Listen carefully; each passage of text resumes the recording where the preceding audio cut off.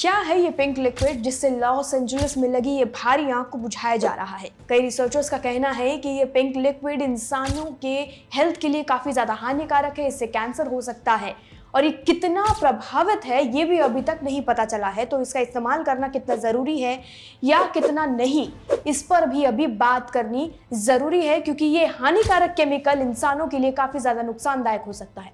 आपको बता दें, पिछले एक हफ्ते से कैलिफोर्निया में जो आग लगी है जंगलों में तबाही मचा रही है और रुकने का नाम नहीं ले रही है। ये आग कई रिहायशी इलाकों को भी अपनी चपेट में ले चुकी है। अब तक मरने वालों की संख्या की बात करें तो ये 24 हो गई है बढ़कर, और आर्थिक नुकसान का अनुमान 11.60 लाख करोड़ से लेकर 13 लाख करोड़ तक रुपए का लगाया जा रहा है। अब समस्या ये बन रही है कि कैलिफोर्निया के जंगलों में भयानक आग से निपटने के लिए अमेरिकी फायर फाइटर एक गुलाबी रंग के फायर रिटार्डेंट को इस्तेमाल कर रही है, जो पर्यावरण और वहां के रहने वाले लोगों को बहुत ही ज्यादा नुकसान पहुंचा रहा है। इस लिक्विड को फॉस्चेक कहा जाता है। ये अमोनियम फोस्फेट से बना होता है जो लंबे समय तक असरदार रहता है और जल्दी इवेपोरेट नहीं होता, जिस कारण ऑक्सीजन नहीं बनता और आग जल्दी नहीं फैलती।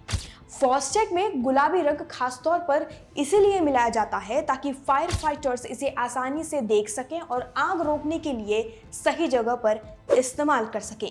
ये रिटार्डेंट आग के रास्ते में छिड़के जाते हैं, जिससे ये पौधों पर एक परत बनाते हैं।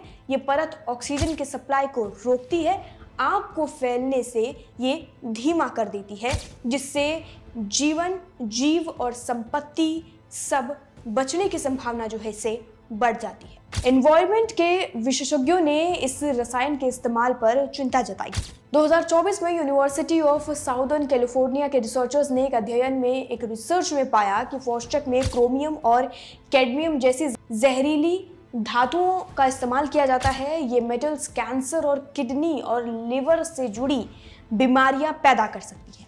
जब ये केमिकल पानी में पहुंचते हैं, उसके पानी के कांटेक्ट में आते हैं, तो ये पानी के जीवों को भी नुकसान पहुंचाती है, यानी मछली या फिर पानी में रहने वाले बाकी जीवों के लिए भी एक जहर के समान होता है।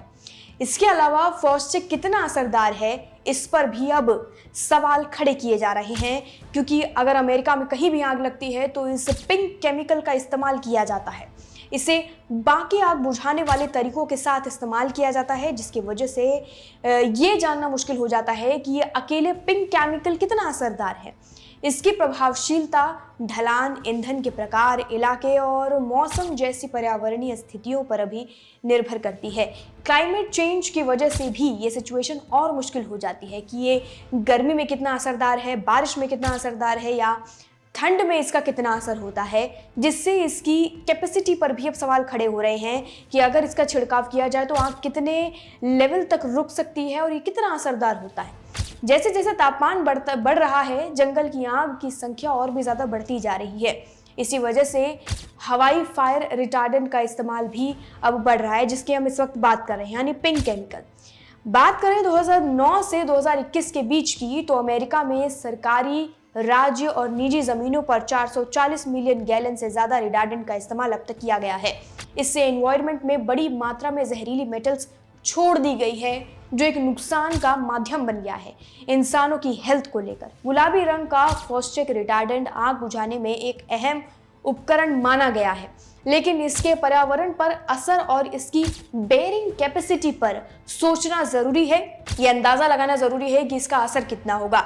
इससे फ्यूचर में ज्यादा सेफ और इफेक्टिव आग बुझाने के तरीकों को प्रोग्रेसिव बनाया जा सकता है। यानी अगर पता चल जाए कि ये पिंक केमिकल कितना असरदार है, तो इस पर और रिसर्च की जाएगी और काम किया जाएगा इससे बेहतर उपाय के लिए, क्योंकि अगर ये आग बुझाता है तो इसके नुकसान भी बहुत हैं।